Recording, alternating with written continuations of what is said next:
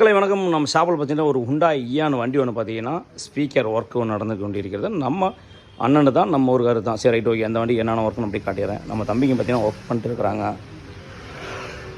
உலகில் பார்த்தீங்கன்னா இந்த வண்டிக்கு பார்த்தீங்கன்னா சென்ட்ரல் லாக் போடுது. அதனால் பார்த்தீங்கன்னா சென்ட்ரல் லாக் ஒர்க் நடந்துகிட்டு இருக்குது.